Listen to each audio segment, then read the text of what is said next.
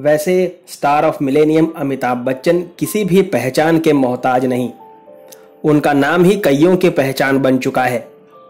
ऐसा समय भी था जब हिंदी फिल्म इंडस्ट्री यानी अमिताभ बच्चन यही माना जाता था।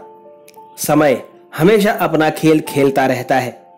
समय के साथ साथ बहुत कुछ इस अभिनेता के जीवन में भी बदला, लेकिन आज हम इनके फिल्मी करियर के नहीं बल्कि इनके कुछ अनछुए लव अफेयर्स के बारे में बात करेंगे। शायद ही कुछ ऐसे लोग होंगे जो इन पहलुओं के बारे में बखूबी जानते होंगे। जी नहीं, मैं यहाँ रेखा या जया बच्चन की बात नहीं कर रहा हूँ। आज आपको कुछ नया जानने को मिलेगा। नमस्कार, फिल्मी तराना चैनल के एक और नए एपिसोड में आपका स्वागत है। कई बार आपने सुना होगा कि अमिताभ बच्चन का पहला प्यार रेखा है, लेकिन उसके बाद भी एक्टर ने शादी जया बच्चन से की थी। बता दें कि बिग बी का पहला प्यार रेखा या जया नहीं बल्कि एक ब्रिटेन की कंपनी ICI में काम करने वाली एक लड़की थी। चलिए जानते हैं कैसे हुआ था एक्टर को इस लड़की से प्यार। अमिताभ बच्चन कोलकाता में जॉब करते थे। उस दौरान उनके साथ ही एक लड़की भी काम किया करती थी। ऐसे में अमिताभ को 1500 और उस लड़की को 400 रुपए मिलते थे। उस लड़की का नाम चंदा था। बता दें कि उस दौरान अमिताभ प्यार में पागल हो गए थे और वे चंदा के साथ शादी भी करना चाहते थे, लेकिन बात नहीं बनी तो बिग बी नौकरी और कोलकाता दोनों छोड़कर मुंबई आ गए थे। नौकरी छोड़ने के बाद एक्टर की 26 दिन की सैलरी भी काटी गई थी। बाद में उस लड़की ने बंगाली फिल्मों के फेमस एक्टर के साथ शादी कर ली थी। इस बात का खुलासा अमिताभ के साथ 3 साल काम कर चुके उनके दोस्त दिनेश कुमार ने किया था। दिनेश ने आगे ये भी कहा था कि चंदा से शादी नहीं हुई तभी अमिताभ बच्चन ने कोलकाता को अलविदा कहा और अपनी नौकरी भी छोड़ दी थी।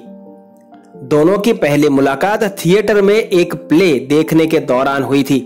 दोनों का प्यार 3 साल तक चला, लेकिन दोनों की शादी नहीं हो पाई।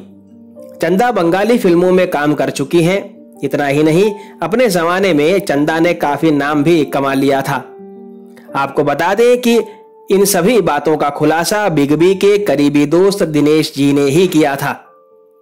हिंदी फिल्म इंडस्ट्री में आने के बाद अमिताभ का नाम कई एक्ट्रेसेस के साथ जुड़ा, जिनमें कुछ की चर्चा हम आपसे आज कर रहे हैं। उनमें पहली है जीनत अमान। अमिताभ का नाम उस जमाने की पॉपुलर एक्ट्रेस जीनत अमान के साथ जुड़ा था।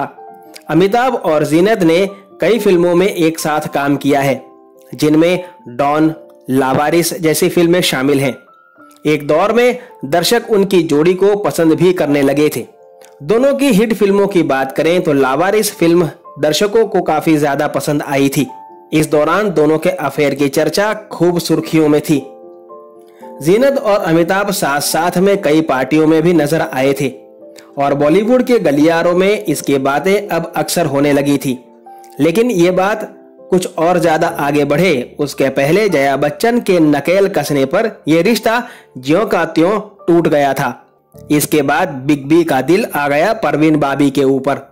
उस जमाने में परवीन बाबी के सभी दीवाने हुआ करते थे। इस दौरान अमिताभ और परवीन बाबी ने कई फिल्में एक साथ की थी।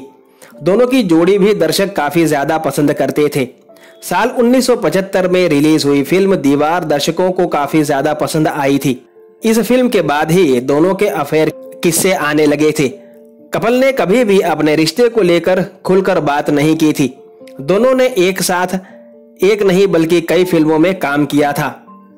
परवीन बाबी और अमिताभ के कई राज डैनी बहुत अच्छे से जानते हैं। डैनी यानी डैनी डेंजोंगपा।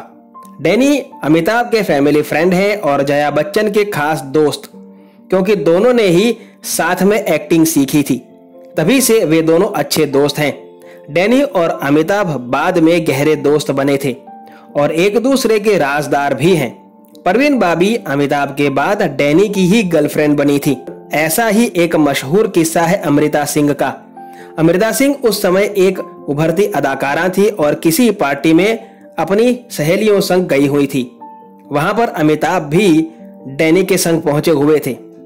डैनी ने अमृता को साथ में डांस करने का ऑफर किया तो अमृता ने हामी भरी और दोनों डांस करने लगे। ये बात अमिताभ को सहन नहीं हुई और उन्होंने डैनी को पुश करके अमृता को अपनी ओर खींचकर किस कर लिया था, जिससे शर्मा कर अमृता पार्टी छोड़कर भाग खड़ी हुई थी। तभी अमिताभ उनके पीछे दौड़े थे, लेकिन अमृता के कुछ कहने पर वे वापस पार्टी में लौट आए थे। तो दोस्तों, ये थे सदी के महानायक अमिताभ के बारे में शेयर किए गए कुछ अनसुने किस्से। आशा करता हूं आपको एपिसोड पसंद आया होगा। वीडियो को लाइक करना बिल्कुल ना भूलें। आपसे मुलाकात होगी जल्द एक और नई मजेदार पेशकश के साथ। तब तक के लिए धन्यवाद।